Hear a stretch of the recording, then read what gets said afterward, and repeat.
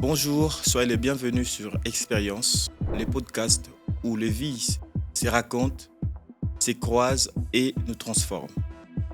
Aujourd'hui, nous allons vous parler d'un sujet délicat, un sujet que les Quinois ne prêtent pas souvent attention, la dépression. Nous avons un étudiant de l'UNIKIN qui va essayer de nous expliquer en long et en large la dépression.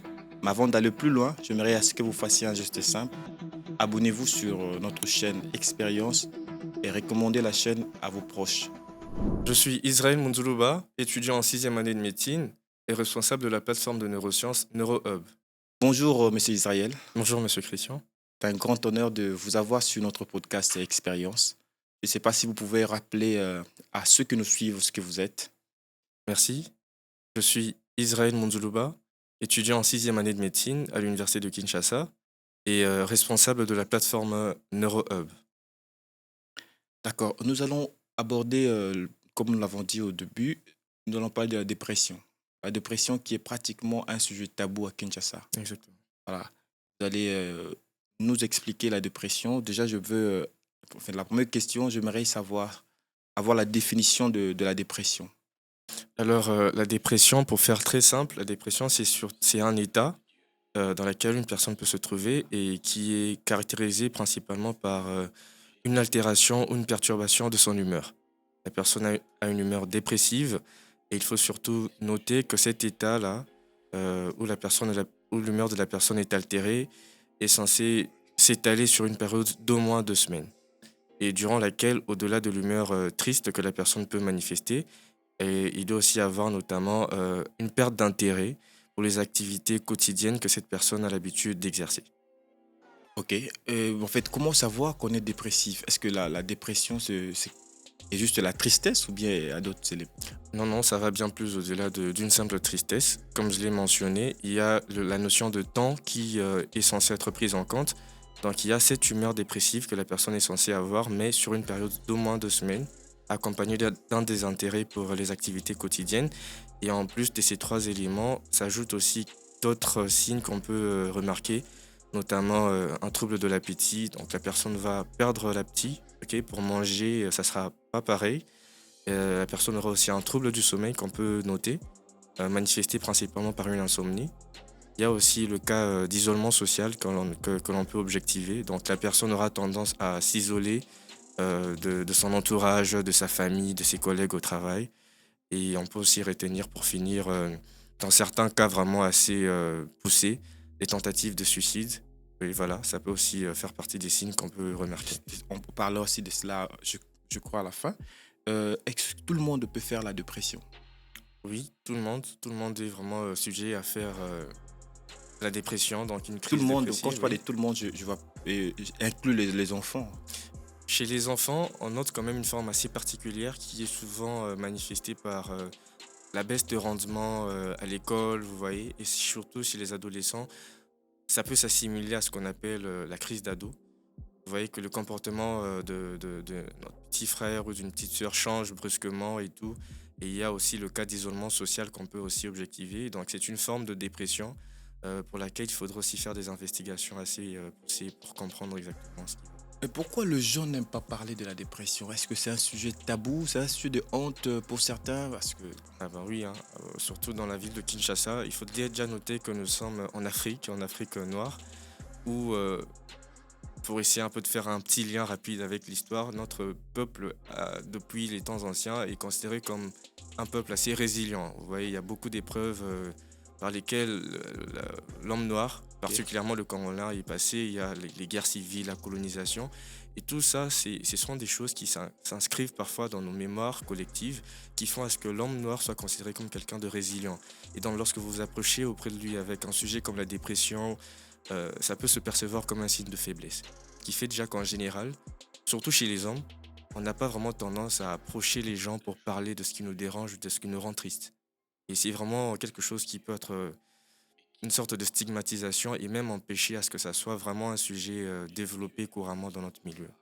En fait, c'est une parenthèse, hein, parce que nous Mhm. sommes au-delà d'un pays francophone, nous sommes congolais et la langue, Exactement. c'est le lingala.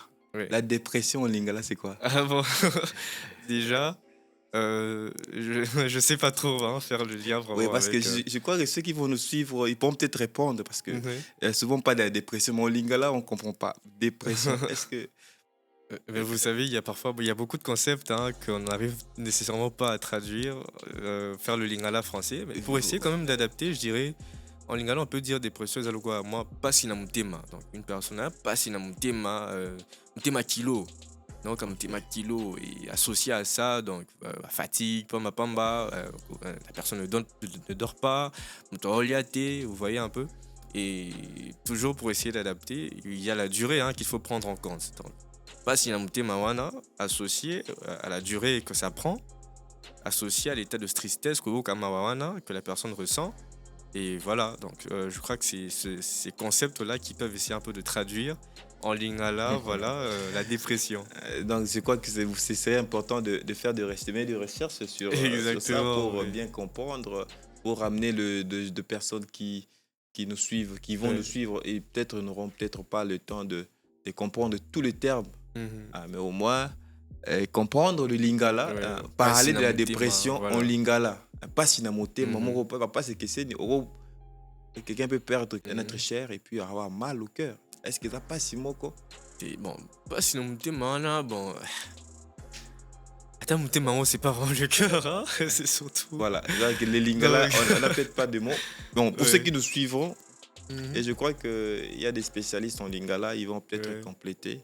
Et je crois que le lingala n'est pas pauvre, le lingala est riche Mhm. et on va l'enrichir de plus en plus. Pourquoi la dépression est-il conçue comme un signe de la faiblesse dans notre société? Ce que vous avez répondu en Mhm. partie. Mhm. Pourquoi?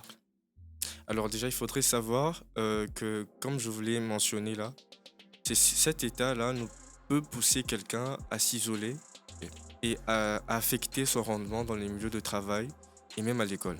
Et déjà, dans cette société où tout tourne autour de la performance de quelqu'un dans le monde professionnel, Ok. être dans un état qui perturbe cette performance-là peut vraiment être considéré comme un langage, je dirais, un langage non verbal où la personne dit que voilà, je ne suis pas apte à survivre dans ce monde. Vous voyez un peu? Ok. Donc, c'est comme ça que ça peut facilement être perçu comme un signe de faiblesse ou retrouvé chez une personne qui veut au fait dire indirectement que je n'ai aucun au sein d'un mot parce que mon état mental ne me le permet pas. Ok. Donc, je crois que c'est surtout d'une part dû à la pression que la société nous met au quotidien. On doit travailler, on doit être excellent, à la fac, briller, tout ça. Et lorsque Ok. quelqu'un Ok. se retrouve dans un état qui ne le permet pas d'être aussi productif, bah Ok. forcément, on te juge, hein. On te juge, on te considère comme faible et comme incapable de te battre dans la vie comme un vrai homme ou bien comme une femme, voilà. Ok, bon, je sais pas. Selon ce que vous venez d'évoquer tout à l'heure par rapport à la dépression, au travail par exemple, Mhm, il y a certains travailleurs qui, pour, pour mieux travailler ou bien donner les meilleurs d'eux-mêmes, mhm, ils doivent subir certaines pressions mhm, ou je sais pas, certains abus de mhm, langage. mhm, Il mhm. y a même de chefs qui insultent Évidemment. leurs subalternes. Mhm. Je crois que c'est parmi les éléments qui, qui amènent à la dépression. Effectivement, il faut noter qu'il y a beaucoup de facteurs, il y a vraiment beaucoup de facteurs qui favorisent la survenue de la dépression chez une personne. Et là, vous faites surtout référence aux facteurs environnementaux, c'est-à-dire liés à notre environnement, à notre milieu de vie. Mais au-delà de ça, il y a aussi des facteurs génétiques, parce que les scientifiques, avec l'évolution de la science, tentent surtout à faire le lien entre nos gènes, c'est-à-dire les plans qui façonnent notre organisme, et les différents états pathologiques que l'homme peut vivre. Donc, il y a des facteurs génétiques, il y a des facteurs environnementaux, des facteurs psychologiques. Et les facteurs environnementaux, comme vous l'avez évoqué, on note notamment la pression due à la société, il y a l'insécurité dans le pays, tout ça peut jouer aussi sur l'état psychologique de quelqu'un. Il y a notamment la pauvreté, il y a les difficultés financières, donc tous ces éléments qui peuvent au fait mettre quelqu'un dans un état de stress permanent. Ok. Oui. En fait, j'aimerais à ce que on laisse un peu de migrer dans le pays occidentaux parce que bon, les Africains, naturellement, ne se donnent pas la mort. Il y a Mhm, peu de mhm, suicides. Il y a un taux vraiment bas de suicides en Afrique. Je ne sais pas si je me trompe. Par rapport à d'autres pays, notamment les pays occidentaux. mhm. j'avais suivi un documentaire où l'on parlait de suicide au Japon, Mhm. où pour des Japonais ou des Japonaises, ils peuvent se donner la mort juste parce ils ont perdu un boulot, un job. Mhm.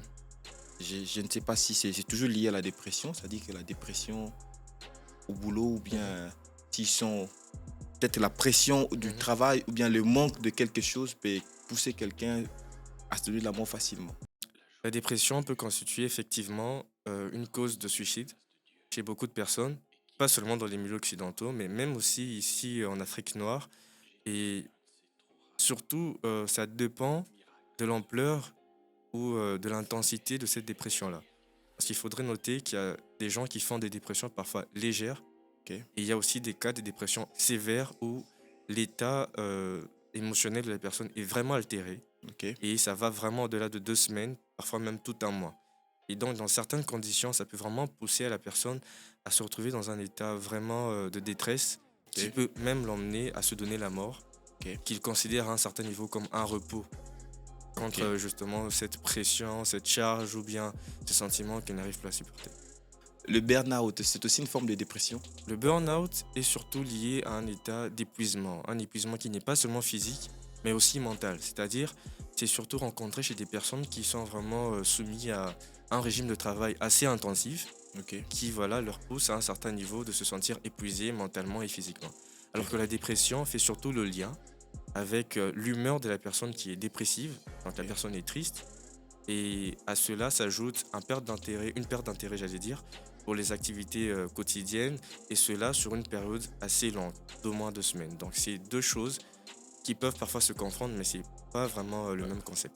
Ah, ok, parce que souvent, ce sont les artistes qui. Bon, les artistes, j'ai souvent Mhm. vu les burn-out chez les artistes, Ouais, musiciens et les acteurs de exactement. cinéma. Et c'est Effectivement. aussi un mot couramment rencontré chez les étudiants d'université, hein, surtout en période de session.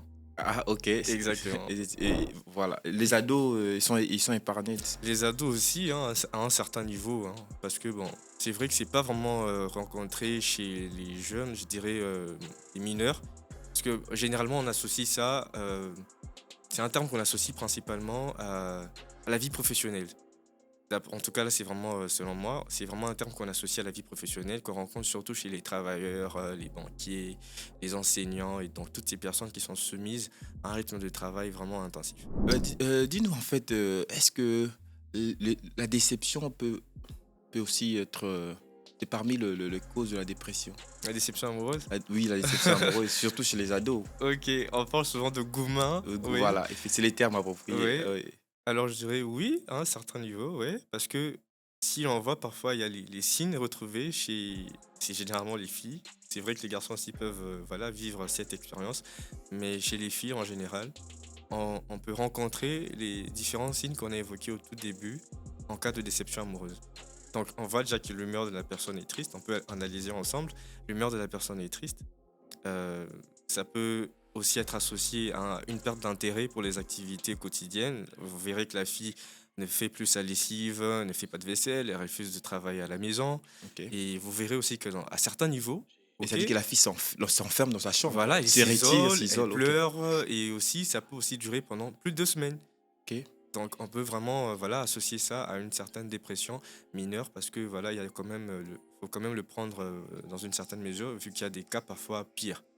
Donc oui, la déception amoureuse peut constituer une cause de dépression chez la jeune fille ou le jeune garçon. Et même Ah, chez les adultes aussi, parfois. vraiment. Ok, ok. Je crois que c'est bien dit. Mais dites-nous, en fait, c'est quoi la responsabilité de famille, de, de l'Église, des églises, et je dirais même des écoles autour de la dépression? C'est une question vraiment pertinente. Ok. Vraiment pertinente, parce que vous conviendrez avec moi que dans la dépression, la communication et le soutien social font partie vraiment des éléments qui aident quelqu'un à lutter contre la dépression, surtout dans ses formes légères. Et je vais y aller entité par entité. On verrait déjà que pour la famille, au-delà de ce soutien social ou de cette communication qui peuvent aider la personne dépressive à aller mieux, les parents doivent prêter l'oreille à ce que leurs enfants auront à dire. Et là, je vois surtout les adolescents. Parce que comme je l'ai évoqué tout à l'heure, c'est vraiment une période assez critique pour l'ado qui quitte voilà, du stade d'enfant vers une transition à la vie adulte. Ok. Et cet enfant-là vraiment peut être sujet à faire vraiment des crises dépressives dues à une raison ou une autre. Et donc, le parent doit être capable de pouvoir déceler les signes, de pouvoir comprendre ce que l'enfant aura à dire, lui prêter attention et aussi orienter éventuellement vers des structures de soins adaptées. Au niveau de l'école, on voit surtout comme approche la capacité des enseignants à avoir une attitude d'écoute active, savoir déceler que cet élève est plutôt joyeux d'habitude et aujourd'hui il va pas très bien, l'approcher, comprendre ce qu'il a et au-delà de tout ça, proposer aussi des formations où on initie les enfants Ok. à adopter une certaine façon de faire en ce qui concerne les émotions et les comportements en général. Ok. Parce que à chaque fois, l'enseignant ne sera toujours pas là, mais même entre eux, avoir cette aptitude et cette souplesse de dire que non, tel ami ne va pas bien, je peux aussi être un soutien social pour lui, l'aider à se confier de façon à ce qu'il aille mieux. Parce que c'est déjà une décharge de moi. Et c'est pratiquement le même processus qu'on peut aussi ramener au niveau de l'Église et insister surtout sur le fait qu'il faut démystifier la dépression et éviter surtout dans le contexte de Kinshasa à tout associer à ce qui est spirituel. Parce qu'il y a Ok. Kin, surtout au niveau des églises, on a vraiment la fâcheuse tendance à ramener tout aux esprits, voilà, parce que à un certain niveau, on peut aussi considérer la dépression comme un manque de spiritualité. Donc vraiment insister sur l'éducation, voilà, cette formation qu'on apporte aux gens pour dire que la dépression est un fait qu'on peut rencontrer dans une société et qu'il faudrait traiter cela, soit par des moyens médicaux ou non.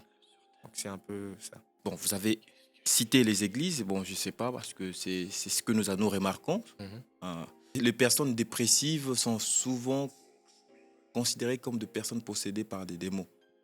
En fait, c'est quoi le conseil que tu peux donner aux pasteurs qui gèrent les fidèles chez nous au Mhm. Congo, on parle des bandimi. Mhm. Ah oui, parce que nous remarquons la dépression même chez les fidèles. Vous pouvez remarquer une personne Effectivement, dépressive oui. qui, qui se retrouve en même temps rejetée par le sien, rejetée par ses frères ou sœurs de l'église, justement parce qu'il a affiché ou la personne a affiché un comportement que l'église a jugé un peu bizarre. Mhm. Et l'église peut même qualifier ces comportements d'une possession démoniaque. Donne un peu un conseil aux pasteurs, à ces personnes d'église Ok. et afin de les situer en fait. Vous qui êtes scientifique. Mhm. Déjà, premièrement, comme évoqué tout à l'heure, il faudrait savoir que la communication et le soutien social qu'on peut apporter à une personne dépressive est vraiment primordial, surtout pour les formes légères, parce que ça peut vraiment beaucoup aider. Donc déjà, il faudrait commencer par ne pas repousser la personne ou ne pas la rejeter. Essayer de comprendre en discutant par le dialogue quel est le problème ou la cause ou la source de cet état de perturbation de l'humeur de la personne. Et il faudrait aussi noter que c'est vrai, on peut être pasteur, on peut être membre d'une communauté chrétienne, je sais pas, d'une toute autre religion, mais vous conviendrez avec moi que si vous êtes par exemple pasteur et qu'il y a un de vos fidèles qui vient vous dire que voilà, pasteur, je suis malade, je souffre de paludisme, vous n'allez pas lui dire voilà, vas-y, entre en jeûne et prière de 3 jours. Non, vous allez plutôt lui demander d'aller se faire consulter pour avoir des soins adaptés. Ok. Voilà, et c'est le même principe. Puisque la dépression, c'est vraiment un état pathologique à part entière, il faudrait aussi ne pas forcément le lier à un état spirituel ou quoi que ce soit. Ok. On peut aider par la prière, par le soutien, par la communication, le soutien social. Il faut aussi considérer et accepter le fait que la personne a besoin, je dirais, d'une prise en charge euh, voilà, qui va au-delà de la prière, qui Ok. voilà, ne peut pas tout faire. Et donc, recommander la personne chez un psychothérapeute, une personne qui sera apte à mieux la prendre en charge avec des mesures appropriées pour qu'elle aille mieux. Donc, c'est un peu ça. Est-ce qu'il y a des structures, il y a des structures, des structures d'accompagnement. Mhm. Je ne sais pas, moi je ne l'ai pas trouvé, hein, des structures d'accompagnement psychologique euh, que nous au Congo. Ou Alors, bien est-ce que vous pouvez orienter de personnes dépressives dans des structures que vous connaissez? c'est une question très délicate Parce qu'il faudrait déjà savoir que ici, dans notre ville de Kinshasa, on est souvent buté à un problème de manque d'information et de manque de vulgarisation. Ok, Et pas seulement pour la dépression, mais vous verrez que ça s'étend aussi à beaucoup d'autres aspects. Parce que je suis étudiant à l'université de Kinshasa, comme je l'ai dit au tout début, il y a ok, une faculté de psychologie. Vous ok. voyez? Et on a aussi en tant qu'étudiant en médecine des cours de psychologie médicale, notamment en premier doctorat. Mais pour ce qui est des structures vraiment spécifiques des psychothérapeutes, elles sont un peu vulgarisées et personnellement, je n'en connais aucune, malheureusement. Alors je crois que ça fait vraiment partie des grands défis auxquels on est buté lorsqu'on est en face d'une personne qui fait ce genre de crise dépressive, parce qu'on aimerait bien l'aider en la dirigeant vers une structure adaptée. Alors, Mais CNPP, CNPP, est-ce qu'on peut orienter des personnes dépressives à CNPP? le CNPP, effectivement, c'est le centre neuropsychopathologique de Kinshasa. C'est une structure qui peut prendre en charge de cas de dépression, effectivement. Par contre, le problème avec le CNPP est que c'est une institution qui est souvent mal perçue auprès de la société. Vous voyez la récente campagne qu'on a lancée pour fêter les 50 ans du CNPP. Je ne sais pas si vous avez été quand même euh, au courant de ce qui s'est passé sur les réseaux, mais les gens ne prenaient pas ça au sérieux. Il y avait des blagues qui tournaient autour de la folie, je suis un peu fou, je pars me faire consulter. Vous voyez? Alors il y a vraiment cet aspect-là de stigmatisation. On ne le comprend pas, c'est un sujet sensible. La santé mentale, c'est un sujet sensible, mais les gens ont tendance à créer une sorte d'amusement là-dessus. Et ça peut être un élément qui empêche même la personne d'aller se faire consulter. Ok. Moi, personnellement, je réfléchissais surtout dans ce sens qu'il y ait d'autres structures, peut-être accompagnatrices, qui travailleraient avec le CNPP, mais qui seraient vraiment des entités à part entière pour des cas de prise en charge en santé mentale, Ok. c'est-à-dire des cas de dépression, vous voyez un peu, et tout ce qui va avec.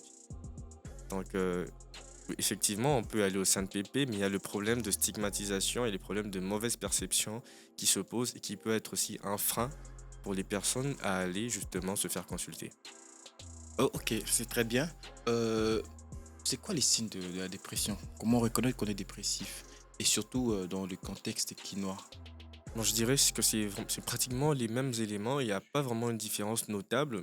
Je pourrais peut-être spécifier sur le fait, comme je l'ai dit tout à l'heure, qu'il y a ce manque d'intérêt pour les activités quotidiennes. Dans Mon Amutu, peut-être la personne n'aura pas la même force, le même dynamisme pour les activités de tous les jours. La personne aura tendance, fatigue et belé, ok, fatigue et belé, manque d'intérêt, kolemba, on sort. À part ça, donc c'est vraiment en lien avec tout ce que j'ai cité au début. Donc, c'est isolement social, ok, manque d'appétit, appétit exalté, vous verrez la personne insomnie, le sommeil est vraiment altéré. La tristesse, qui est d'ailleurs l'élément majeur, parce que l'humeur est vraiment altérée, la personne est vraiment triste. Et aussi, il faut noter, comme je l'ai dit, je reviens encore là-dessus, pour éviter d'associer ça à une tristesse simple, il y a la notion de temps qui intervient, c'est-à-dire qu'on doit noter ok, tous ces signes sur une durée assez longue, d'au moins 2 semaines. Ça, c'est de façon générale. Et on note aussi pour les étudiants et même les travailleurs cette euh, cette baisse de rendement au niveau professionnel ou scolaire qui peut aussi être un élément clé qui va nous dire que voilà, cette personne est dépressive ou pas. Pourquoi à Kinshasa parler de la dépression dérange autant? Alors je fais surtout le lien avec la pression que la société nous impose parfois. Cette société qui veut nous voir comme des gens debout, aguerris, forts, ok, et qui nous empêche parfois d'exprimer les différents ressentis que l'on peut avoir dans notre esprit. Et donc, le fait qu'on vous veuille fort, qu'on veut vous Ok. voir fort, vous, monsieur Christian, vous voyez, vous êtes devant déjà un mur qui vous empêche de montrer tout ce qui peut être assimilé à une certaine forme de faiblesse. Et donc la dépression qui va être cet état qui va vous rendre triste dans un état d'isolement, dans des situations d'isolement j'allais dire, avec cette baisse de dynamisme que vous avez au quotidien et donc pourra être facilement assimilable à un état à une forme de faiblesse et qui fait aussi que la personne soit moins engagée à vouloir en parler. Donc c'est surtout cette pression sociale-là qui voilà, va empêcher quelqu'un de s'exprimer en ce qui concerne son ressenti et les douleurs traversées par la personne. Je ne dirais pas que je n'ai jamais été dépressif. Et par rapport à ce que vous avez dit, je comprends que la dépression, j'étais plusieurs fois dépressif. Mais bon, je l'ai géré seul. Ma question est de savoir, est-ce qu'on est obligé de voir un spécialiste ou bien il y a des méthodes de gestion de dépression? Comment on peut gérer seul la dépression? Comment on peut s'en sortir de la dépression Ok. seul? Voilà, et donc il faudrait déjà savoir que comme pour toute pathologie, on peut avoir des cas qui sont légers, Ok. modérés et graves. Et toutes les personnes ne sont pas sujettes à faire des dépressions graves qui nécessitent fortement de voir un spécialiste et suivre un traitement médical. Et donc pour les formes légères, effectivement, ça peut se gérer seul. Et il y a notamment le fait de savoir déjà en Ok. parler à un proche, Ok. communiquer, parler de son problème, de ce que tu ressens, de ce que tu vis. Ok. À une personne proche, ça peut être un membre de famille, ça peut être un ami, ça peut être votre épouse. Donc vraiment le fait de parler déjà du problème que la personne vit, de l'état de la personne, peut déjà aider à se sentir mieux. Et Ok. aussi savoir socialiser, ne pas s'isoler ou rester seul. À part ça, on peut aussi noter le fait de pratiquer une activité physique Ok. régulière peut aussi fortement aider à diminuer justement ce phénomène de dépression dans ses formes légères. Ça peut être, tu peux sortir le matin pour courir, Ok. tu peux aller à la salle de sport. À part ça, il y a la musique pour les artistes. Moi, personnellement, j'aime bien jouer à la guitare. Je joue à la guitare et à la flûte. Et ce sont des choses parfois assez banales, hein, mais qui quand même peuvent aider à la personne à se relaxer, Ok. à penser à autre chose et à se sentir mieux. Donc Ok. c'est vraiment des mesures assez simples que l'on peut vraiment pratiquer dans la vie de tous les jours. Et pour finir, je peux aussi ajouter qu'une alimentation saine et équilibrée peut aussi aider à un certain niveau à se sentir mieux. Et donc ce sont des mesures assez simples qui peuvent être utilisées, aider à un certain niveau à prévenir les formes de dépression légères. Ok. Quelles croyances ou mythes autour de la dépression qui souvent empêchent les gens à se faire consulter? Voilà, alors comme vous le savez, nous sommes dans un pays où la religion occupe une place non négligeable. Ok.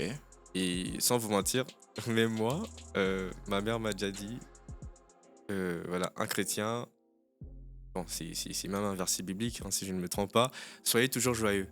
Ok. Vous voyez? Et il y a donc ces genres de versets, en tant que chrétien, ce sont des choses voilà, qu'il faut qu'on vive au quotidien.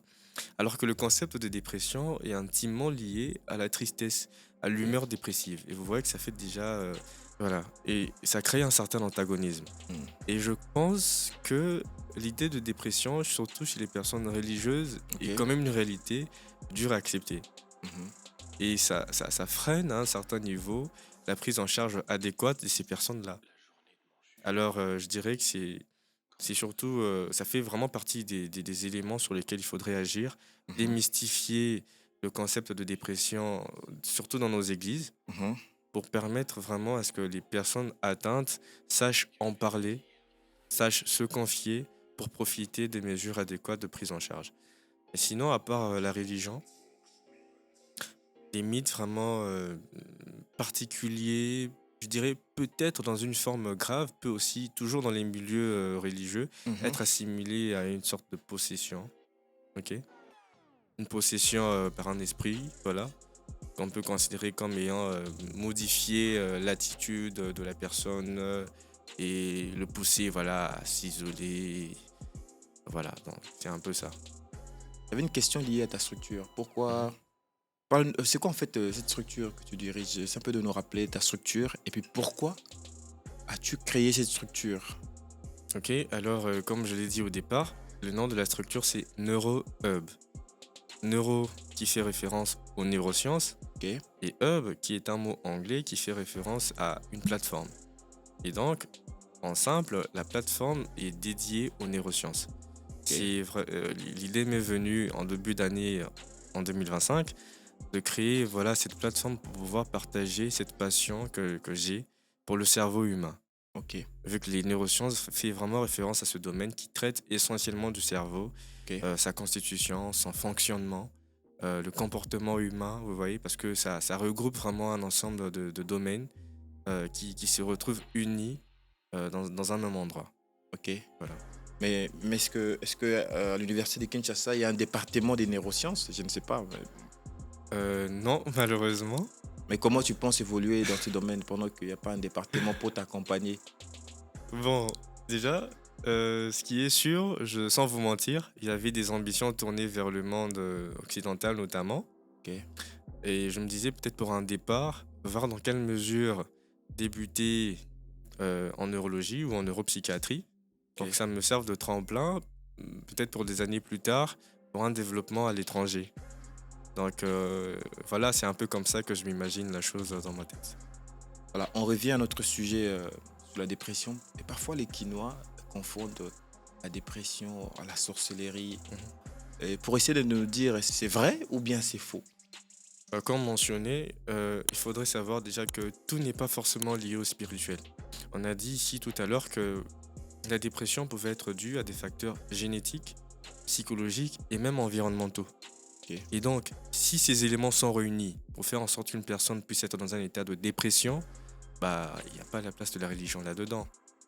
Ok. Donc, je ne suis pas athée, je suis un croyant, mais je pense qu'il faudrait quand même apprendre à faire le distinguo entre une pathologie et un esprit impur pour permettre aussi à ce que la prise en charge soit meilleure, ciblée et produise des résultats concrets.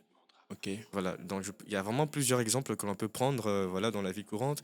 On ne va pas dire à quelqu'un qui fait une hémorragie, quand quelqu'un fait une hémorragie, il faut faire une transfusion sanguine.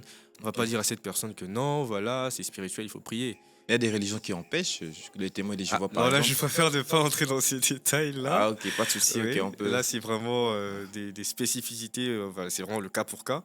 Mais en règle générale, il faut appliquer justement au problème en présence des actions concrètes pour permettre à ce que la personne aille mieux. Ok, Voilà. ok, ok. Mais comment on fait pour lutter contre ces stigmatisations liées aux maladies mentales en RDC? Voilà, c'est vraiment une question très intéressante parce que ça fait vraiment partie des aspects qu'il faut cibler. Et comme alternative, il y a notamment des campagnes de sensibilisation. Il faudrait déjà sensibiliser le public sur ce que c'est que la dépression. Il faudrait peut-être organiser dans une certaine mesure des formations où on parle aux gens, au public, de comment d'abord repérer les signes dont on a parlé tout à l'heure, et éventuellement comment on peut apporter notre aide en face d'une personne dépressive. Des campagnes de sensibilisation, des formations pour vraiment essayer de vulgariser le concept de santé mentale et plus particulièrement faire le point sur la dépression. Je crois que ça fera partie des premiers moyens à moindre coût qu'on peut mettre en place pour quand même aider la population quinoise en particulier et congolaise en général d'avoir les outils de base sur cet état dont on parle et dont il est sujet présentement. Est-ce qu'on peut guérir de la dépression, j'allais dire, avec un produit Mhm. et même sans produit pharmaceutique? Évidemment, il y a ce qu'on appelle toujours des mesures qui sont non médicales et des mesures médicales. Dans les mesures non médicales, c'est notamment ce qu'on a évoqué tout à l'heure, donc pratiquer une activité physique régulière, communiquer, le soutien social, une hygiène de vie adéquate, vous voyez. Et dans les moyens médicaux, on voit surtout l'aspect où on peut, à un certain niveau, donner des médicaments, des antidépresseurs, Tel que? justement. Et vous voulez des noms? Oui, en fait, bon, c'est pas pour que les gens, pour que ceux qui nous suivent deviennent accros. Nous avons Oui, déjà parlé de l'automédication. Je pense que c'est exactement. pas intéressant. Avec les risques de dépendance. Oui, nous ne voulons pas pousser à certaines personnes d'aller prendre, mais peut-être une famille des produits. Oui, on a ce qu'on appelle les antidépresseurs tricycliques, Ok. voilà, qui représentent vraiment une famille où on retrouve beaucoup de produits avec des noms commerciaux assez spécifiques que l'on donne selon un traitement, je dirais selon, j'allais dire, une fréquence précise qui sera indiquée par le clinicien qui va prendre la personne atteinte de dépression en charge. Donc c'est vraiment des traitements spécifiques. Moi, je l'ai toujours dit, les médicaments, ce sont des produits chimiques qu'il ne faut pas consommer comme des arachides. Et donc, c'est vraiment réservé strictement au personnel médical et adapté pour prendre en charge ce genre de cas. Les traitements peuvent prendre combien de temps? Ça dépend, hein, ça dépend vraiment. Ça peut aller je dirais, de quelques semaines à plusieurs mois. Ok. Oui, selon la gravité de l'état dans lequel la personne se trouve. Est-ce que la prière peut mettre fin à la dépression? Nous avons le cas parce que plusieurs personnes, il y a des croyants qui ont témoigné sur ça.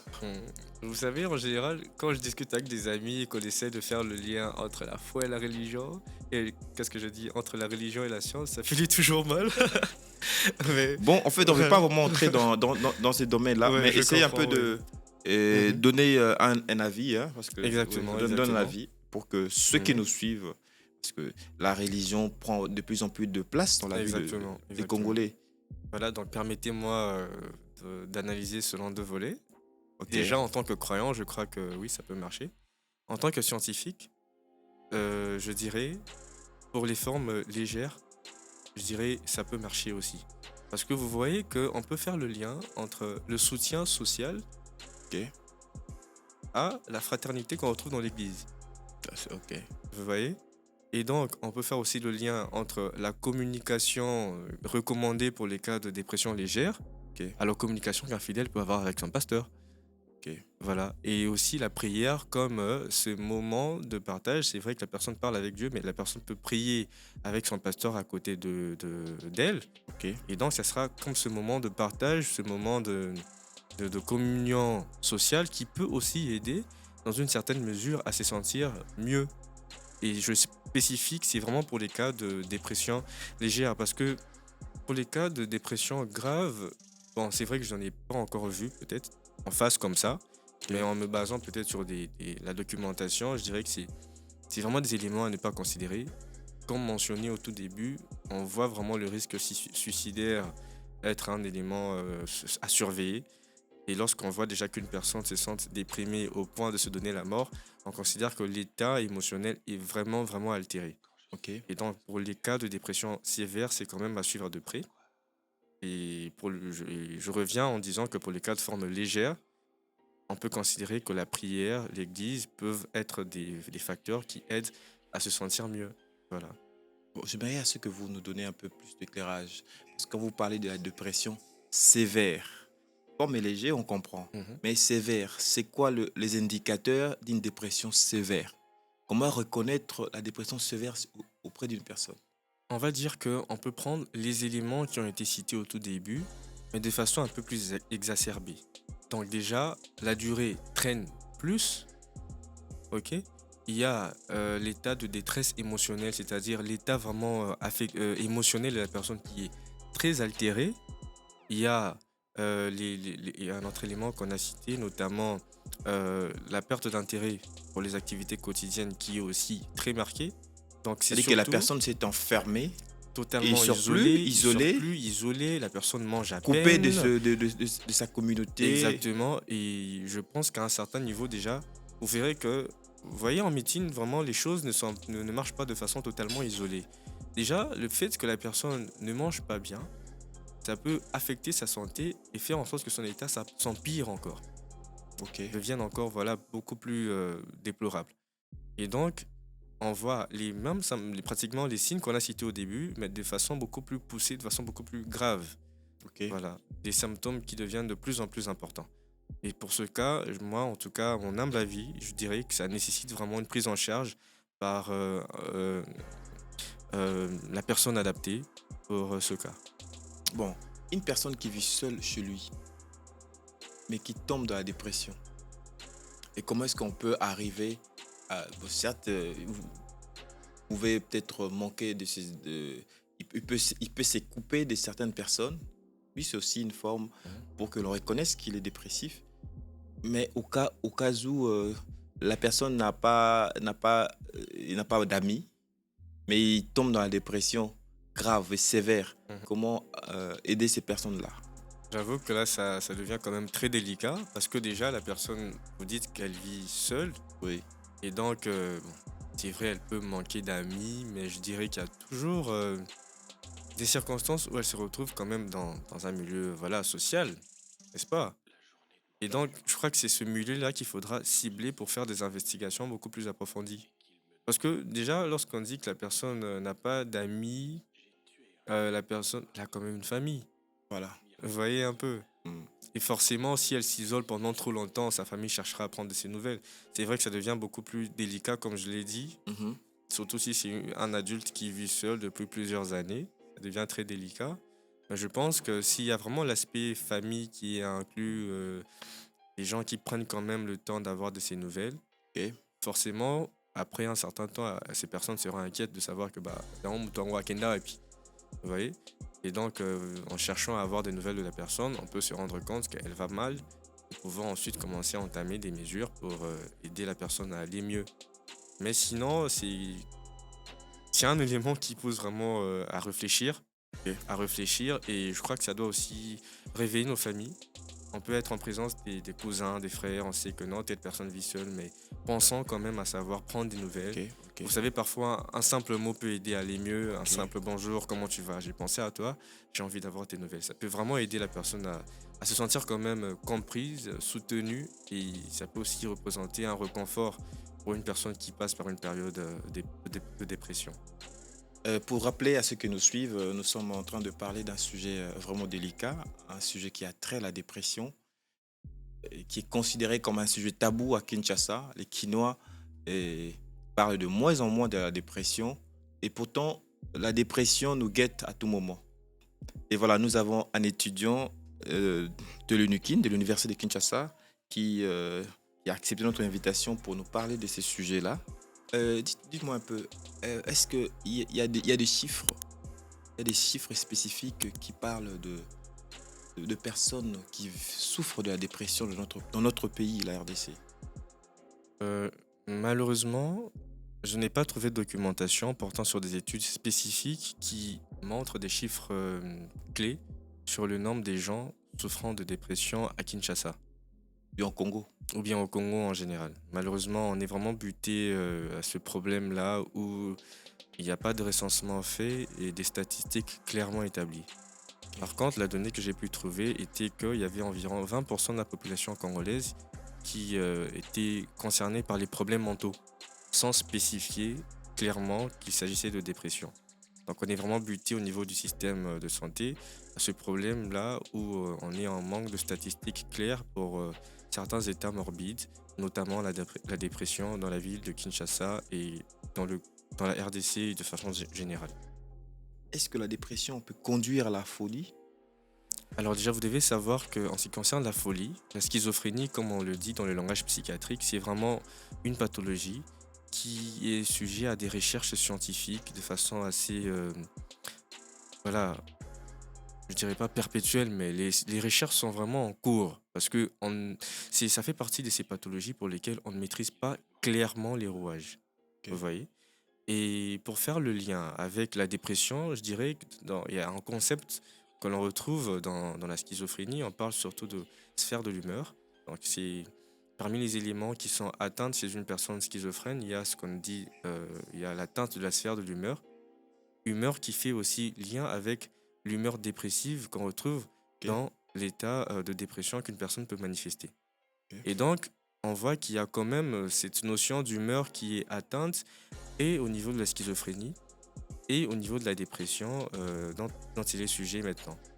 Alors, forcément, on peut considérer qu'à un certain niveau, il y a un petit lien qui s'installe, mais pour ce qui est des mécanismes je sais pas, je dirais psychopathologiques qui sont présentes, je dirais c'est encore voilà, forcément en cours de recherche ou un tout petit peu flou. Ok. Voilà, et je peux pas dire avec certitude qu'il y a vraiment un lien clairement établi. Ah, ok. Voilà la question. Je reviens à la question sur les suicides. Parce que je sais qu'en Afrique, les gens ne se donnent presque pas la mort à tout moment. Et les Africains sont forts. Mais quand même, il y a des suicides. Est-ce que les formes de dépression euh, que nous retrouvons en Afrique, spécifiquement au Congo, peuvent amener peuvent amener au suicide. Effectivement, oui. Notamment la forme de dépression grave qui peut pousser quelqu'un à se donner la mort. Parce que c'est vrai, comme vous l'avez mentionné, en Afrique noire, hein, se donner la mort ne fait pas vraiment partie de nos traditions. Vous voyez, on est beaucoup trop attaché à la vie. Le Congolais, surtout, hein, aime la vie, aime vivre. Et donc, on considère déjà que pour que quelqu'un arrive à un niveau où Azulu Kamipe, c'est vraiment hein, Ami Boma, vous voyez, donc forcément, la personne doit arriver à un stade de sa vie où il n'en peut plus. Où elle n'en peut plus, j'allais dire. Donc, on peut considérer que dans les formes graves, la personne cherche à se donner la mort, qu'elle considère peut-être à un certain niveau comme une forme de repos, ok, au problème qu'elle rencontre ou à l'état dans lequel elle se trouve et qu'elle peut plus supporter. Ce qui fait que ça doit vraiment être pour nous un sujet, voilà, qui fait vraiment débat dans nos maisons, dans nos écoles, parce que c'est très, très capital de savoir comment ça se présente et comment soigner pour apporter de l'aide aux personnes souffrantes ou atteintes de dépression. Le sévrage à une addiction peut conduire quelqu'un à la dépression. Par exemple, quelqu'un qui fumait, un fumeur de champ par exemple. Bah, du coup, on lui demande d'arrêter et fumer. Est-ce que cela peut l'amener dans une forme de dépression?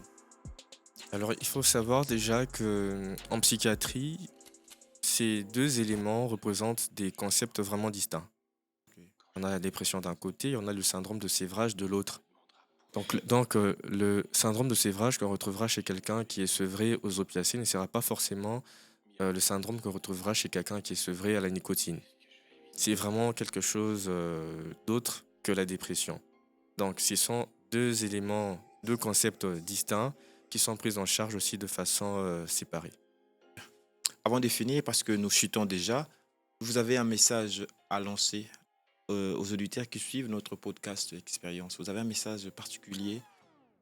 Ok, alors le message final que je donnerai avant de nous séparer, c'est que la dépression n'est pas une fatalité. Ok. Il faudrait savoir que c'est un état qui peut être rencontré chez une personne ou une autre. C'est une réalité et que face à ces signes qui peuvent nous faire penser à la dépression, nous faire dire que non, il y a un proche qui souffre de dépression, on ne doit pas s'éloigner, on ne doit pas rejeter la personne, mais qu'il faut l'approcher, Ok. essayer de discuter avec elle, essayer voilà, de montrer à la personne qu'on est là pour elle, qu'on veut l'aider, pour faire en sorte que cette personne se confie à nous, qu'elle essaye de communiquer, que cette personne essaye de briser voilà, cet isolement qui l'emprisonne.